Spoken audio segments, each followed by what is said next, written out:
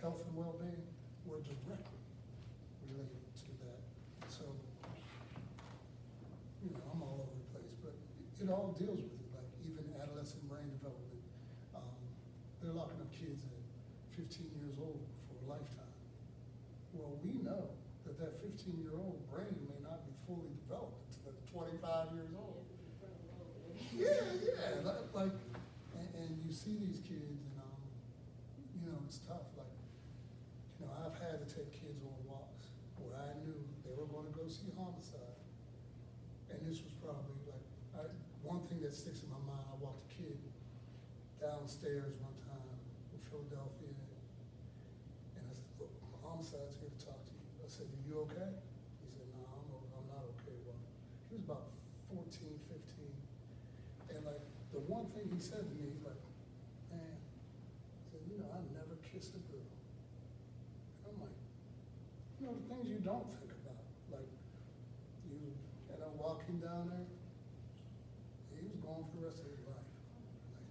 Like a lot of times, like early when I first started working in it, they would give you what they call time certain commits. Say you're 14 and you kill somebody, they sentence you to your 3 months before your 22nd birthday. But the other side of that is that they didn't understand trauma-informed care, and the fact that you have to strategize and create a plan for someone to come home. And Dave can probably tell you, like we had programs called independent living, where there are kids who, at a certain age, they'll set them up in an apartment, you know, they take care of it, you gotta go out and get a job, you gotta go out. But the other side of that is a lot of those kids from the time they were 13 or 18 or 21, somebody told them when to get up, wash their clothes for them, told them when it was mealtime, said it's time to write a letter, it's time to make the phone calls, it's time to do all these things. And we didn't do a great job of creating a plan to matriculate them, to let them become encultured into what we consider normal everyday life routine. And it's not easy for someone who hasn't had, because what you may consider normal, like it's crazy. When you work in secure detention, you have to check on the children at night every 15 minutes. You have to look in at them, and you have to be able to see their chest rise and fall, so you know they're still alive. And you know, in the old buildings, you couldn't look in the windows. You had to open up the door. When you open up the door, kids jump up, you know, because of what's been going on at home or wherever they've been at. When that door opened and somebody came in the room, something bad was going to happen to them. And you got to think about all those things like that occur. And that's, like I always tell people, if you're going to criminal justice, make sure it's your desire, your heart, and your compassion or your ministry to do it, because the people that you're going to meet are great people. I never looked at people's charges. What difference does it make? Like, they're kids, they made mistakes, they've done things. All of us, everybody in this room has something that they'd like to keep between them and God. I can promise you that. We've all done things that maybe we look at and like, but the reality is that make sure your heart's in it. Which you know, think about it. A great thing will be talking to Ed. But it's challenging work. You have to be empathetic.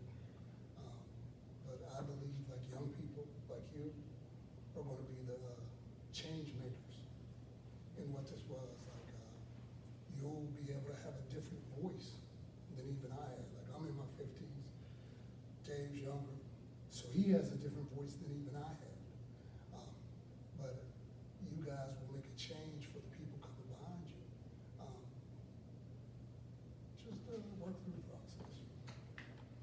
And being so is because you're more relatable to who they are and what they are.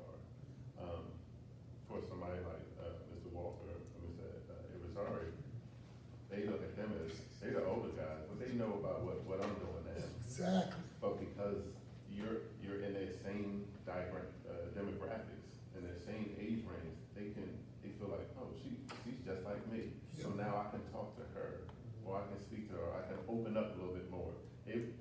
hesitant to open up to us because they're like, man, they just in here trying to do X, Y, Z to me, but that's not even the case.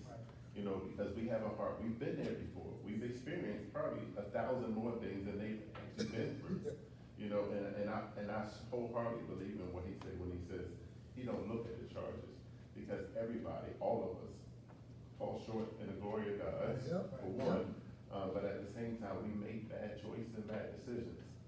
But we know there's a way to correct them and to help them be good citizens back in society again. So they just gotta understand that for themselves, that they know that there is a better way. You know, because again, like you said, a lot of them has just been in arenas and situations that was out of their control because they didn't put themselves there. It was just who they would just happen to be with, and they can't control that. So instead of them trying to, because they don't have a lot of resources to get themselves out of that situation, they just deal with what their environment deals to them, and it's a sad thing for a lot of them because again, it's all about the resource now. I mean, for us, black and brown people right now, that's why we're held in and held down so much because we didn't always have the resources. Our counterparts, they had all the resources and all the networking. That's why, and it didn't matter what you knew, it's who you knew. And if you knew the right people that connect you to get you what you wanted, they were already off and going. And even if you got up here, they always had a fallback. Yeah. If we got up here and fell. We don't have nobody to pick us back up. You know, we gotta crawl, beg, steal, we gotta do whatever we can to try to get back up there again to keep it. So, I totally get it. I'm sure, Mr. Dave will also be able to express. So, I mean, for me, it was important for me to be here. Number one, I think I got my first job coming out of college after a program like this, where I was connected to now friend, colleague of mine, but at that point in time, he was somebody I looked up to, right? He's now the deputy chief of probation in Philadelphia, but he came to an event just like this. Me and my buddies, my senior year, I had no idea what I was gonna do after I had a kid on the way, right? So I just knew I needed this sort of information. I originally went to college to be an educator. I went to be a school teacher, right? I struggled with standardized testing, right? So I couldn't pass my praxis in enough time for me to graduate when I needed to because I had a kid on the way. So I just kind of switched my degree to a general degree, which was liberal studies, right? But I just sat and learned and listened with people. Ben came down, and it was the first time I seen, not the first time, but I was really geared to him because he was a younger black man in a suit, right? He had a gun on his head, right? He drove with Benz. Oh, you see, you're like, hey, this dude, he must got a couple hours. So when I was asked for Nelson and Doc asked me to come out, I'm always gonna come out things like this because this is what got me into the criminal justice field. I don't want to spend too much time talking about myself. If you have any specific questions about what I've done, I don't look at myself as a criminal justice guy. I consider myself a strategist, right? A builder, right? Architect. I have a lot of specialty building departments from zero to completion, right? We built the city's Office of Violence Prevention. I was first ever director there. We built it out, and now it was one of the first in the country.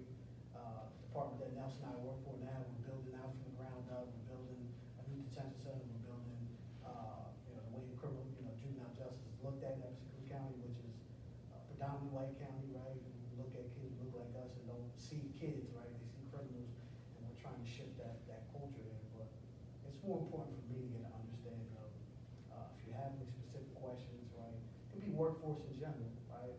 Or anything in terms of navigating from college to workforce. I love to just kind of reflect on that, answer any questions you have. And I jumped around. I wasn't supposed to be here. I wasn't supposed to be where I am. For myself sometimes, I think I like it here, right? But, I think for me, the most important aspect of the transition from college to the workforce to the executive level was relationships, right? Focus a lot. That's why it was very important. I asked Nelson to connect you to Evan, right? Who's a younger black woman who's a very successful attorney. We know on the criminal justice side now works for the nation, right?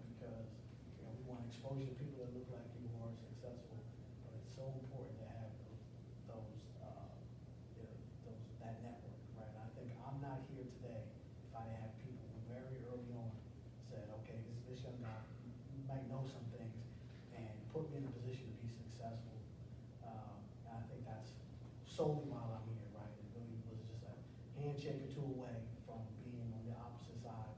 And, you know, more than anything, right, you know, as it relates to a field or a job, you know, or even your own business, it comes down to who you know, right? Like, it's who you know that gets you in the door, it's what you know that's gonna keep you here, right? So you gotta be ready.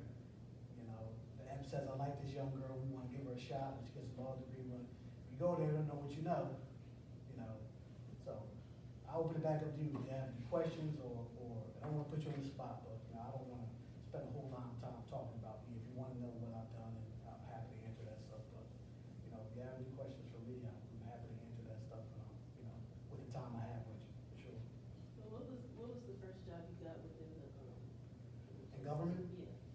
So my very first job in government was with the city of Philadelphia. There was a program called the Youth Violence Reduction Partnership, right? It was a district attorney's office, it was juvenile probation, adult probation, and it was the mayor's office. Pretty much in the University of Pennsylvania, they had like this assessment, right? It was a standardized assessment that just said, if you had X, Y, and Z criteria, right, you would most likely be shot and killed in Philadelphia, right? So this particular program targeted those kids, and it was a combination of very intensive supervision from probation and very intensive supports from a community-based partner, right? So in initial, I was just hired as a compliance guy, right? It was, I was running a homeless shelter in the Germantown section of Philadelphia, and my former boss was on the board, right? So again, we talk about running into the right guy. He only liked me because him and my dad were from the same neighborhood in New York. So he always would say, you gotta be tough. If if your dad's from there, you gotta be tough. So he would always, we would just talk in passing, right? We would just talk in passing. I think he instilled a belief in myself that I didn't have at that point in time. One of the first black males who told me, you're gonna be somebody, things of that nature. So, honestly, one day he just called me and said, I have this role, right? Based on our conversations, he knew I had a lot of integrity. That role was an integrity role, right? It was really the programs and service contractors, they contract, need somebody to go out there in real time and evaluate and see if they're doing the right thing, right? So it really was an entry-level job. I think they might have been paying me like $60K, right? It was, at that time I thought, I was like maybe 20, it was my 20s, so I was like, okay, that works, right? But, throughout that, it was a job that, in terms of what my job description said, I could knock that out in an hour, right? But I had a whole bunch of time to myself. And I could have just sat on my hands, but I took the time to connect with people, right? It was a rare job where I got to go out with police, right, and see what they're doing, right? I got to go out with probation, I got to go out with community-based organizations, right? And part of it was evaluating, but I got to learn the work, I got to see, here were some gray areas. And then this particular individual hired me, always gave me the opportunity to say, what do you think, right? What needs to improve? And as he gave me those shots, whatever initiatives I put in place, if they were successful, I think after a while I was starting known as the guy. He would call me, whether it was an insult or not, he's the idea guy. He got all the ideas. So, I used to hate that shit, but I was like, all right, if I'm the idea guy, I'm that guy. But if we would get X amount of funding, he would say, put it in his lap, he'll figure it out. And so over time, I was promoted to the director of that program, and I was leading that program, and then Mike Nutter, who was mayor at that time, he left, and Mayor Kenny came in, and he wanted to start the Office of Violence Prevention, and they tapped me in, and I was first ever deputy director of that office, and all the initiatives really now the city runs, whether they've been successful or not, I think I've had a part in either writing or laying out and evaluating it and showing its impact. And just like through the work, right? So when you work for a major city like Philadelphia and you're tackling a major problem like gun violence, you get to travel everywhere, right? You get to meet who's the director of the office here, and throughout that you meet folks. And I did some consulting for a while. Still do a little bit of consulting with the National Institute of Criminal Justice Reform. But again, that was an individual who out in Oakland is the guy. We met in Philadelphia and said, hey, I want to hire you to do some work, and that's another stream of income you can have. And the work we're doing in Delco County, which is a small county outside of Philadelphia, it was just an opportunity, right? They had the detention center shut down for sexual and physical abuse of young people. They were all young black to shut it down, and, you know, they hired us to come in and try to, you know, fix the internal system, right? And we've had opportunity to say, let's not start with locking kids up, let's start with, number one, a lot of folks, in my opinion, right, they don't really use data to inform their decisions, right? So we started with comprehensive data evaluation, right? So this county has like 50 different areas, 50 different jurisdictions, and we found through data, there's only 5 or 6 where kids are coming from, right? So let's not waste any resources in areas where we know there's no problems, right? Let's make sure we have a strategic approach to where kids are coming from. We go to about 500, 600 kids and really just give us their perspective, right? Like, tell us what's going on, right? Are the programs that the Department of Human Services are offering, are they good? Are they in your neighborhood, right? Are they easily accessible? Just so, again, we can use that data to say, okay, these are the zip codes they're coming from. These are the type of program kids say they want in order to be successful. And again, you know, it's equipping those tools with the folks who are decision makers, right? So now, as a police officer, right, I might arrest you, I have an opportunity to make that call to the DA's office, or I can say, she just needs another chance, I'm gonna jump around with this program, right? So it's about understanding where are the touch points, right, and, you know, give people the tools to make informed decisions at every stop, and that's kind of what we're doing. You know, Nelson is somebody who was a giant in the city of Philadelphia. In terms of my leadership style, I know what I know and I know what I don't know, right? I'm not a corrections guy, I know nothing about it, I've never worked in the corrections field, but I knew a guy who to me was, you know, the smartest guy in the state, right? So Nelson was somewhere retired in North Carolina, and I called him and I begged him, right, use LinkedIn, oh yeah. and you know, we pulled Nelson out of retirement and he's helped us. There's nothing I wouldn't do for this guy. Like, he's brilliant. Like, he's brilliant, his interactions, just how he is pulled together. Like, you would be amazed at the team that he's pulled together. Like, from a former head of the State Department of DHS, a former commissioner, former, like, people from all over the country, he's pulled together to create a team to help people understand what should and should not be. And ultimately, it's going to affect young people that look like us. And to be able to do that, like the man. I appreciate that. So that's why I say, I don't think I'm an expert in anything, but I think what I'm good at is relationships. I'm good at getting everybody in the same room, right? And understanding that we all essentially want to tackle the same problem. We might have different lenses in how we see it, but I try to steer folks into the same track. And I think that's, as a leader in government, right, that's kind of one of the highest skill traits to have, right? It's not about me. I don't want to be the smartest guy in the room, because if I am, I'm in the wrong room, right? You know what I'm saying? I want folks who are like, you know, one of the early criticisms when I was hired by that county was, he doesn't know corrections. He goes, damn right I don't, right? But I know a guy who does, and I call him, we'll hire you, and you know, now I have his mind, right? And I don't have to focus on corrections because I know a guy who knows it very well. So I think, you know, with anything you do, if you're building your own company or you're starting your own firm, or, you know, if you're leading the Juvenile Justice Department, you know, in the District Attorney's Office, just put people, you don't want to be the smartest person. You want to put people around you who are smarter than you, who know what you don't know, self-aware, right? I know what I'm good at, I know what I'm not.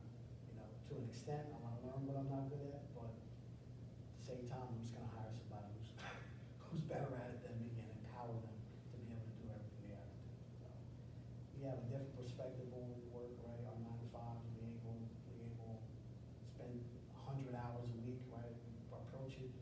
My employer's not in here, but we approach it very passively, right? I don't need to focus 80 hours on this issue, right? I maybe need to focus 10 to 15, very concentrated on it, and, you know, we run and gun, right? There's opportunities to do other things, and, you know, hopefully inspire young people like yourself.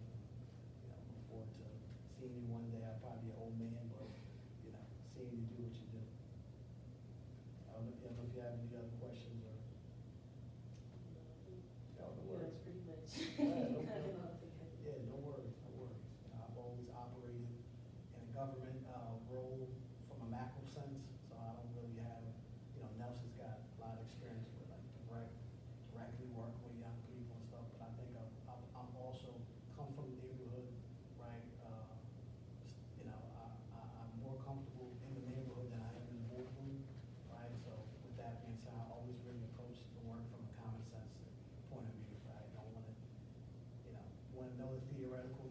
that stuff, but ultimately, you want to keep it X's and O's and very simple. And I think when you approach it that way, it's adaptable to all audiences, and you come across as more relatable, and that's kind of my goal. And my job is what I do isn't who I am, right? So I've earned a nickname with my wife and her friends is Batman. I don't really talk about work. They don't understand what I do because, I have those boundaries where, this is work and this is what I do. I come home, I'm dad or I'm a husband or whatever the case is, and that's important as well, the balance. So that would be my two things for you is networking, right? Knowledge and belief in self, and then just balance, right? It's just, dedicate the time of your day toward this, and then there's much more, whether it's entrepreneurship or it's family that you need to focus your time on, and live to fight another day. And you're the asset, remember that, right? You'll die tomorrow, they'll move on and hire the next guy, and so don't kill yourself over work, but approach it with good intentions. Hopefully I didn't seem to say too much, but if anything, that's my gift to you. Yeah.